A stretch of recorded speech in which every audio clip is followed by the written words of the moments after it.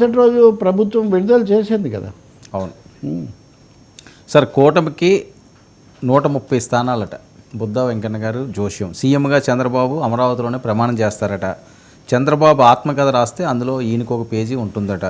చంద్రబాబు పాదాలను రక్తంతో కడిగా అంటున్నారు. అంతేకాకుండా ఈసారి పార్టీ బాధ్యతలు లోకేష్కి ఇవ్వాలి. చంద్రబాబు సీఎంగా ప్రమాణ స్వీకారం చేసిన రోజునే ఆ పార్టీ బాధ్యతలు అప్పచెప్పాలన్నది ఆయన డిమాండ్. టీడీపీని కాపాడే శక్తి నారా లోకేష్కి ఉందట. ఇప్పుడు మహాభక్త వీర శిష్య బుద్ధా వెంకన్న గారు ఆయన మాటలు ఎదుగు ఆయన కాళ్ళు పాదాలతో కడిగిన పాదాలను రక్తంతో కడిగిన రోజు కూడా మనం మాట్లాడాము ఇక్కడ. కాబట్టి ఆయన క్షేమంగా ఉండాలి. సాహసోపేతమైన నిర్ణయాలు తీసుకోకూడదని నేను మిత్రుడిగా చాలా కాలంగా తెలిసిన వ్యక్తిగా నేను కోరుకుంటాను. రెండవది ఆయన ఆశాభావం అవన్నీ స్వాగతం, వెల్కమ్ వాట్ ఎవర్ హ్యాపెన్స్. దాంట్లో ప్రజల తీర్పు ప్రకారం చంద్రబాబు నాయుడు అమరావతిలో ప్రమాణ స్వీకారం చేసే పరిస్థితి వస్తే మంచిదే కదా, అది చేస్తారు, దానికి ఏముంది. కానీ ఈ 130 సీట్లు అనేదే కొంచెం వెంకన్న కొంచెం ఎక్కువగా అంచనా వేస్తున్నట్టున్నారు. వెంకన్న లెక్క చూస్తే మరి ఆ పార్టీ వాళ్ళు ఎవరు 120 అన్నవాళ్ళు ఎక్కువ ఉన్నారు, 100 అన్నవాళ్ళు కూడా ఉన్నారు. తెలియదు మరి మనకు. మరి ఈయన దగ్గర ఏమైనా స్పెషల్ ఇవి ఉన్నాయా తెలియదు మనకు. కానీ ఇక్కడ కీలకమైనది ఏంటంటే ఇక్కడే ఎట్లాగో మీరు ప్రస్తావన తెచ్చారు కాబట్టి చాలామంది ఇది ఒక పెద్ద ఇబ్బందికరమైన పరిస్థితిగా అందరూ అదే మాట్లాడుతుంటారు. మళ్ళీ అది ఎందుకంటే మాట్లాడటం తీర్పు వచ్చే వరకు అంటారు. నిన్న మనం ప్రశాంత్ కిషోర్ గురించి చాలా చర్చించాం. అంటే రీడర్స్ని కూడా అదే వ్యూయర్స్ని కూడా అది చాలా ఆకర్షించింది. ప్రశాంత్ కిషోర్ స్టేట్మెంట్లో ఒక చిన్న ట్విస్ట్ ఉంది. ఈ ట్విస్ట్ను మనం ఎక్స్ప్లెయిన్ చేసుకోవాల్సిన అవసరం ఉంది. Jaganmohan Reddy will lose big. Jaganmohan Reddy పెద్ద ఎత్తున కోల్పోతున్నాడు. అంటే 150 స్థానాలు ఉన్న ఒక నాయకుడు 50 స్థానాలు 60 స్థానాలు కోల్పోతే కూడా ఆయన అధికారంలో 60 కోల్పోతే కూడా అధికారంలో ఉంటాడు.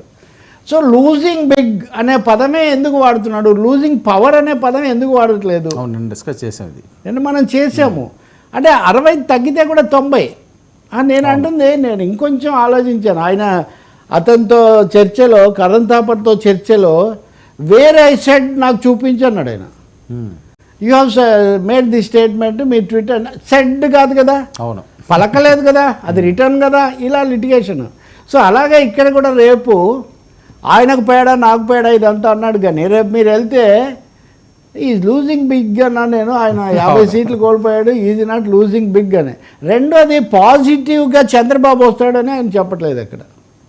He didn't make any statement. There will be a change of government, a new government will be coming. ఇంకా ఒక మాట అన్నాడు, జగన్కి ఏదైనా జరిగితే కూడా చంద్రబాబుకి ఏదైనా జరిగితే కూడా జగన్ మీద కోపంతో జరగాల్సిందే కానీ చంద్రబాబు మీద ఏదో ఫేవర్తో కాదు అనే ఒక స్టేట్మెంట్ కూడా చేశాడు. సో నేను అంటాను, మనం క్రిటికల్గా పరిశీలించేటప్పుడు ప్రశాంత్ కిషోర్ చేసిన ఈ 2 వ్యాఖ్యలు కూడా కొంచెం చాలా అర్థం ఉంది దాంట్లో. మరి ఎందుకు చెప్పలేదు, ఎందుకు చెప్పాడు?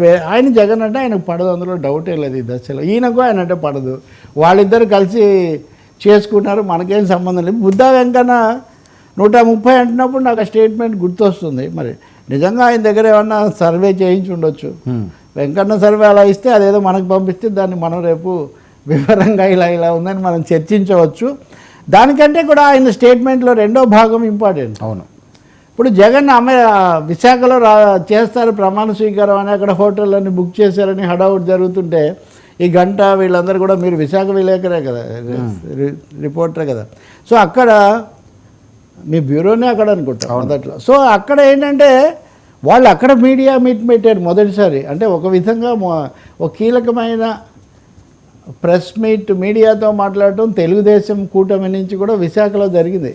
ఇక్కడ దానికైనా అమరావతి అనేది నొక్కి చెప్పదలుచుకున్నాడు ఇక్కడ ఎవరు, బుద్ధా వెంకన్న. చెప్తూ చంద్రబాబు ఆత్మకథ రాస్తే అందులో నాకు పేజీ ఉంటుంది, అందులో రక్తంతో కడిగే బొమ్మ కూడా ఉంటుంది. నేను అది కూడా హామీ ఇస్తాను. పేజీలో ఒక ఫోటోతో సహా ఉంటుంది. బుద్ధా వెంకన్నకు ఒక పేజీ ఉండాలి కూడా. మరి ఇంతసేపు చాలా రోజులు చేశాడు.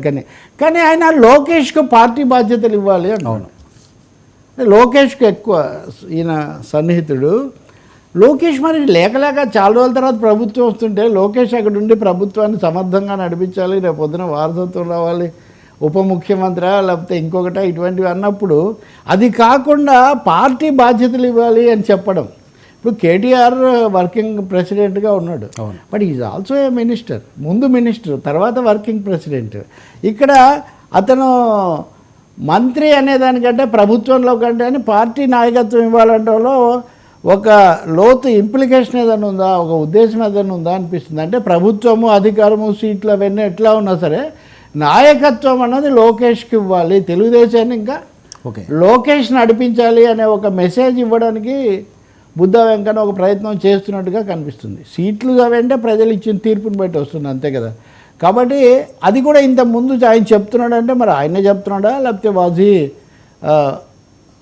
వాజీ ask to talk like that, అది మనం ఇంకా చూడాల్సి ఉంటుంది. తర్వాత టీడీపీని కాపాడే శక్తి నారా లోకేష్కే ఉంది. లోకేష్కి పోటీ ఎవరు ఉన్నారండి?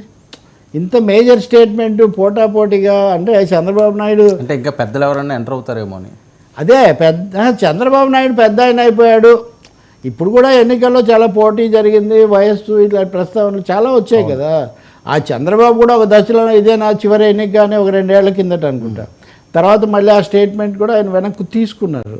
సో కాబట్టి బుద్ధా వెంకన్న డెఫినెట్గా పార్టీ యువ నాయకుల తరఫున ఒక ప్రతిపాదన చేస్తున్నాడు. తెలుగుదేశం పార్టీ లోకేష్కు పరివర్తన చెందాలి ఇంకా మీరు అన్నది అయితే వైసీపీ వాళ్ళు ఇప్పటికే ఆ ఇంటర్ప్రిటేషన్ ఇస్తున్నారు.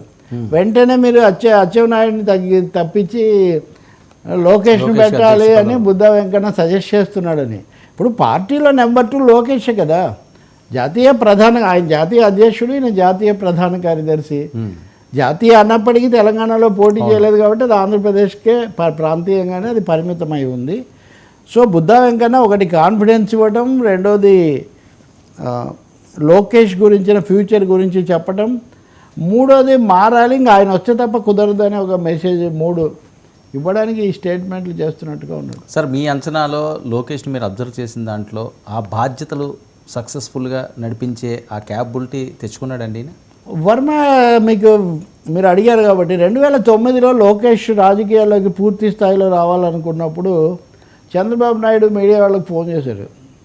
అక్కడ హైదరాబాద్ అయింది ఉంది కదా గాంధీ స్మారక చిహ్నం, అక్కడికి ఒకసారి అక్కడికి రండి, అక్కడ మనం ఇది చేద్దాము, ప్రతిజ్ఞ గాంధీ ముందని. నేను వెళ్ళలేదు, పెద్దలు పొత్తూరి, మిత్రుడు నాగేశ్వర్, ఇంకా కొంతమంది వెళ్ళారు. ఆ లోకేష్ ఆ రోజు అప్పటి నుంచి రాజకీయ ఇది 2009 ఎన్నికల్లో ఆయన ఈ నగదు బదిలీ అనే పథకాన్ని ప్రవేశపెట్టడం కోసం